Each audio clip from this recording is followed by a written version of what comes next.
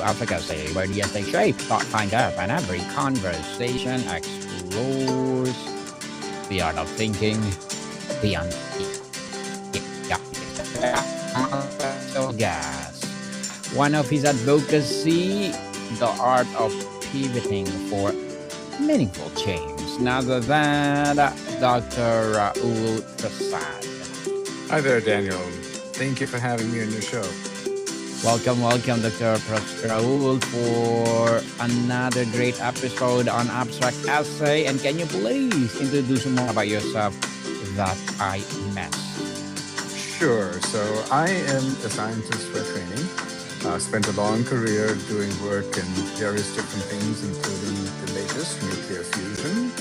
And from that, when I got to the point in my career where I felt I had done as much as I could do for the fusion area, I wanted to change my focus and do something different and something that was more meaningful to me, which was to advocate for children. Children are our future. Children are where the hopes and dreams of this planet rest. And so I started working with two organizations. The first one you see up on the screen, Butterflies USA.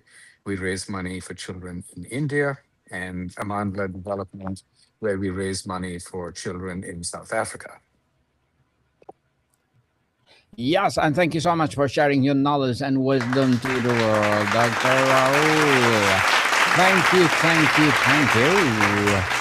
And today, let's talk about the art of pivoting for meaningful change. So, tell us, So Dr. Sure, thank you. I think what I mean by that, actually the focus of my book, which is coming out on February the 2nd. It will Mm-hmm. be available on Amazon and other retailers worldwide, in print as well as in ebook format. And it's about the title is Impact Shift, the art of pivoting for meaningful change.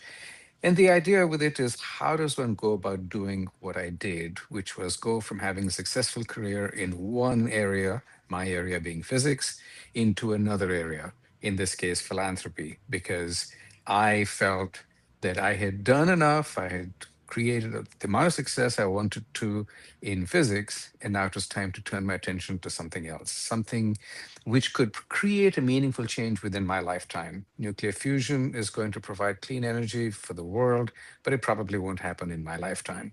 And so I switched focus. And the book is about how you can go about achieving this. You don't wake up one day saying, I've had it, I'm changing lives, and start something new. That is a recipe for disaster because you haven't taken the first simple step. In the book, outline how I did it, which was to start with baby steps, getting into the idea of helping others to begin with.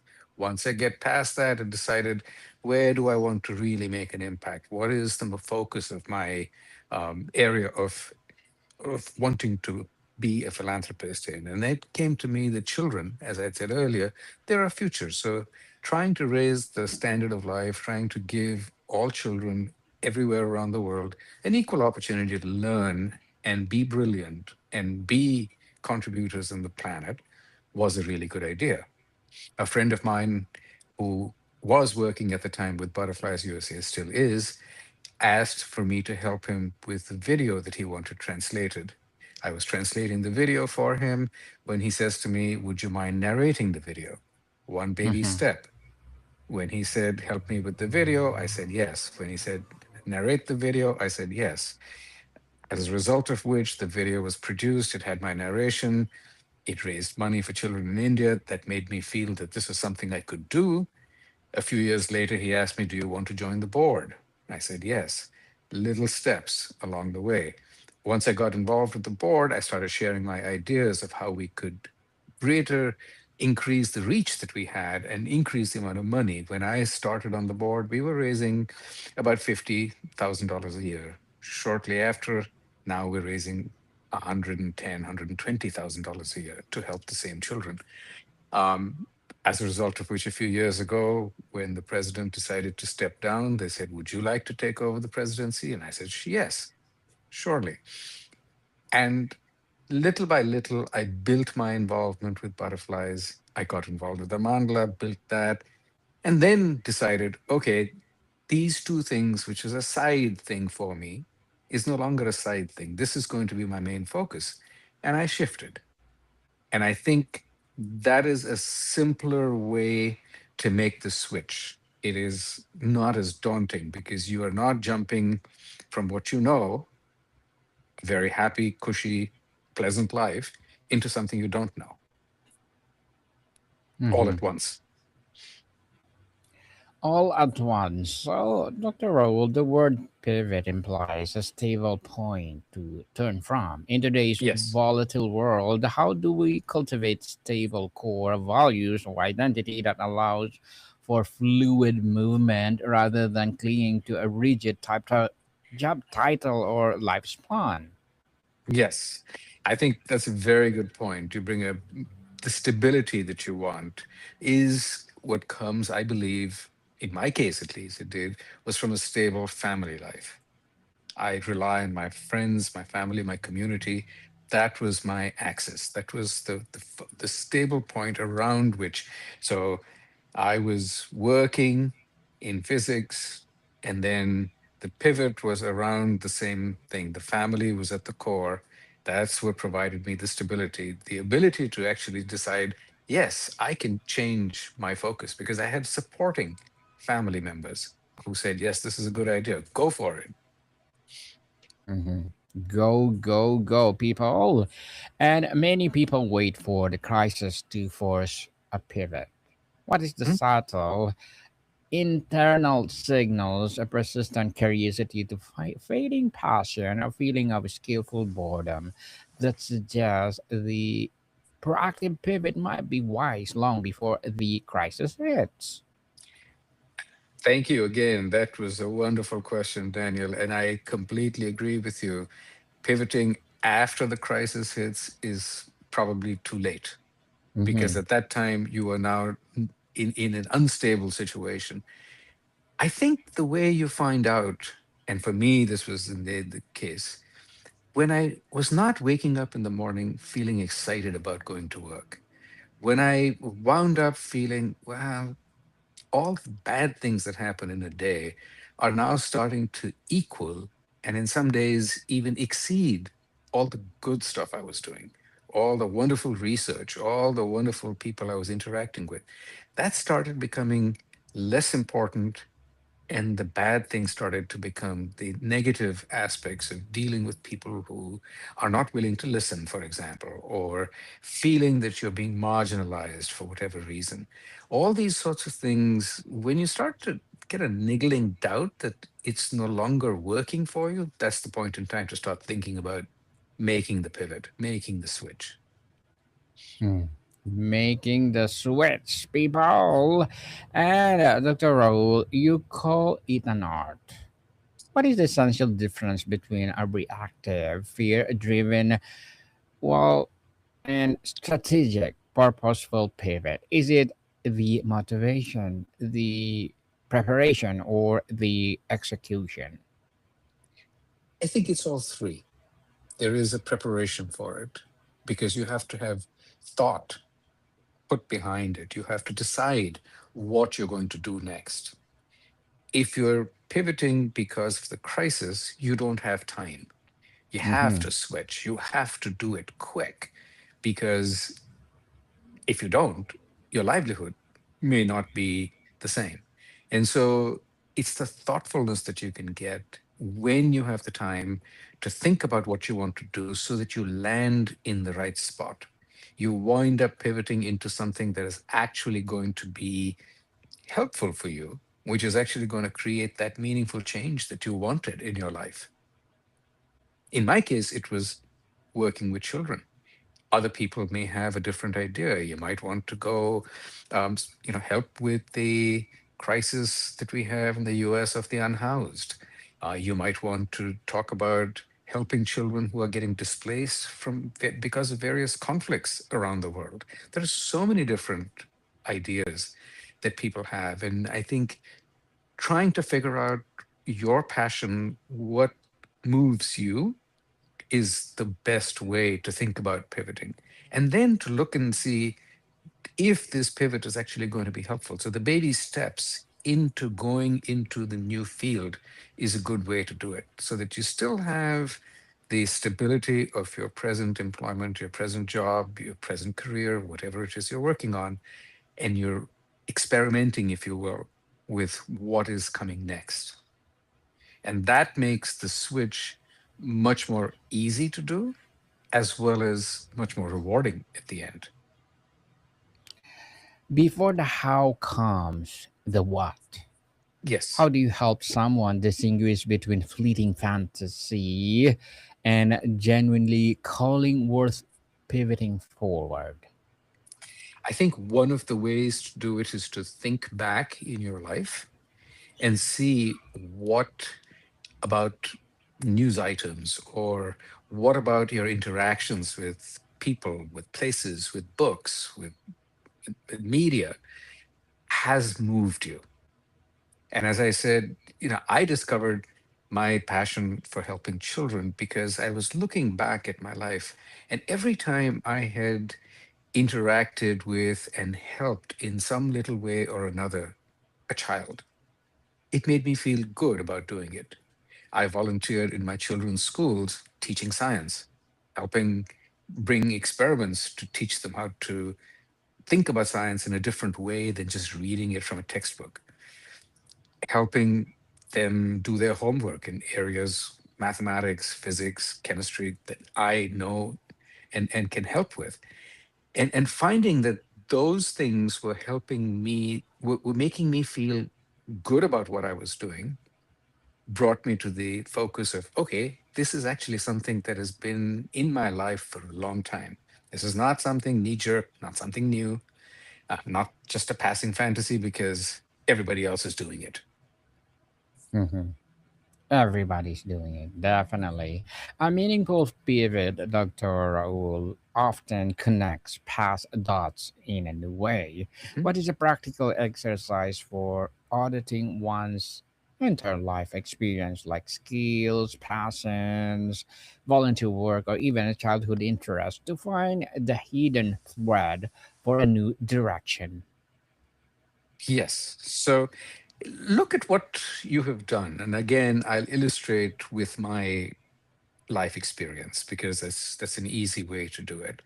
Um, I was in high school when I first helped tutor. I tutored a child who was a Hmm. few grades below me, who was failing in math. And I discovered that tutoring him and helping him get a passing grade was very fulfilling. Um, Going along further, I found, as I said, helping children with their homework, helping children understand science and not be afraid of it. All these little things that I did a few minutes at a time, a few hours at a time, didn't amount to anything in particular, but there was that constant stream that was running through, that a child is in need, needs a little helping hand. It's sort of, you know, what you want to do that defines you in some senses. So look back at your life and see what you have done. And every single time, those things that you did which brought joy to you, see if there's a thread through it. It's not necessarily going to be apparent, but sometimes it can be when you think about it. Mm, it can be, yes. So, Dr. Raul, how does one prototype a potential pivot with a low risk experiment before burning a bridge or making a Yes. full leap? Indeed. So, one of the easiest ways to do it is to get a little, you know, do something which will show you what you're going into. So, for example, you are thinking that you want to go to work with people who are in need of food. You want to be helping them with getting healthy, nutritional meals at low cost. Um, First of all, see if you've done something in your past that makes you feel that this is a good thing for you to do. But more than that, volunteer. Go shadow a food bank or an organization that is helping grow food locally, sustainably in public spaces, in inner cities, for example, um, go spend some time and see what the work entails by either volunteering your services or by shadowing somebody who's doing it and having deep conversations. Get involved, but a little bit at a time, maybe a few hours in the week, so that you get an idea, a sense of whether this is something that is going to be satisfying to you or not. Because the worst thing you can do is to jump into something and then find out, oh, this is worse than what I was doing. Mhm. So let's talk about the bridge, Dr. Rahul. Is a successful pivot usually bold, clean break, or strategic, incremental bridge built from the old world to the new? What determines which approach is right? Well, I think it depends on what the person themselves is trying to achieve. For me, building the incremental bridge without burning it behind me was the right way to go. I didn't want to lose contact in touch with the community I was part of.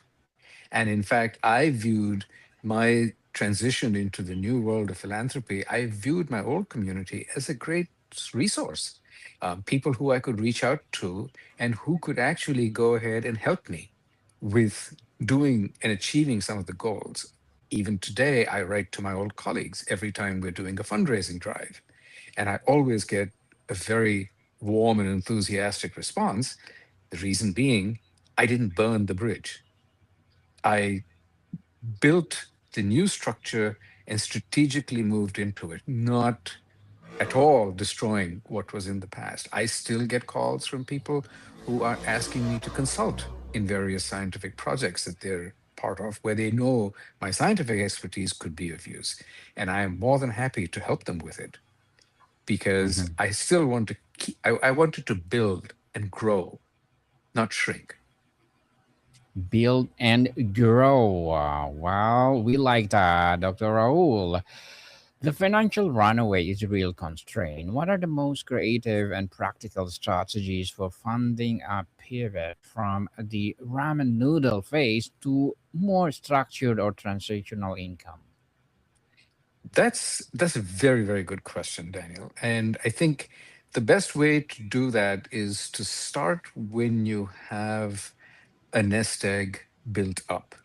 So one of the things I always advise, I do a lot of mentoring of young adults, people who are in high school, college, just getting their first jobs.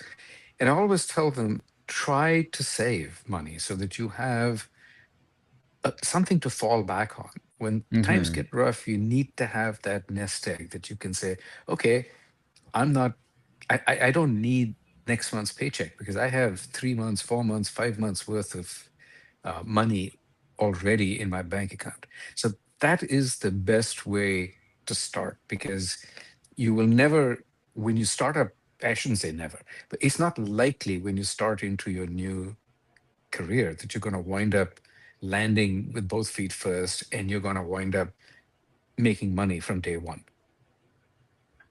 Mm-hmm. And so the strongest way of doing it is to start with good financial backing to begin with, which comes from hard work and saving, being prudent up to that point. Dr. Raul, the liminal space between what was and what will be can be terrifying. How would you or how do you build a psychological resilience and patience when the new identity is not yet solid and the old one no longer fits? Yes, very good question again. I think the way to address that is to constantly be reflecting on what you're doing and see how it fits with who you are as a person. And also, the other aspect of this is to have the faith and the knowledge that patience is what you need. It cannot be something that's going to happen right away. When you're getting into your new career, when you're getting into the new world, you won't be as successful as you were when you finished with the last one because you finished, you were at the top of your game. You're now starting something new. So that's the something that you have to remember, that you are starting something new. So there will be times when it's challenging. And the best way to address those challenges are to look and see what is causing these challenges. Is it something you're doing? Is it something in the environment? And see how you can change those. A little bit of the scientific method of analyzing a problem, an obstacle, is a good thing to do in real life, not just for a career switch, but also for anything, a relationship, a friendship. It's the same kind of thing. If you run into an obstacle, try to figure out what caused you to get there and try to do it in as dispassionate a way as you can, making sure that you don't always say, well, I was blameless. It's Mm, everybody else's fault. Because that's a hard one to get past. certainly. Imposter syndrome is a rampant in a pivot. How do you refrain I am fraud to I'm conscious beginner and leverage the fresh perspective that comes with being new? Well, that's another very good question. I think it's been done before. You have to remember that you did this before. You started Mm-hmm. on your first career knowing very little about it. You had an entry level job somewhere after getting whatever level of education you chose to get to, and you started fresh, and then you learned. And that's exactly what's going to happen when you make a pivot. You're going to start and you're going to learn. But you have to remember that this time around, two things are different. First off, you've done it once before. You started something fresh and you actually succeeded at it. So you recognize that you can actually do it. You have the confidence. That's number one. Number two, you have all that excess gained experience that you learned in your first profession. And while it may not be directly applicable, a lot of what you learn in your first career does apply in the second career. Mm. Interesting, Dr. Raul. So, what are your short term and long term goals? Well, short-term goal is, of course, I've just published my book to make sure that it has a great reception and people read it and follow me. And my long-term goal is to get people interested in philanthropy, in doing something for somebody other than yourself, and doing it only for the reason that it's the right thing to do, not that it's going to do something for you. I think if each of us on this planet were to do one good thing for somebody else every single day, the world would be a much better place. One good thing for sure. And good luck to your goals, Dr. Raul, and looking forward for more success. And what will be your piece of advice for those people out there want to be like you? Well, I think the biggest thing is trust in yourself, have faith in yourself. We tend to put faith in so many different things. We tend to put faith in society. We tend to put faith in God. We tend to put faith in our religion. We tend to put faith in so many different areas. But what often we forget to do is put faith in ourselves. We actually can achieve what we set out to do, every single one of us. I firmly believe that. And the biggest challenge to that is doubting that you can do it. Mm, doubting. People don't doubt. Do your mindset that you can do it. I can do That's right. it. So, Mr. Raul, thank you for that empowering advice.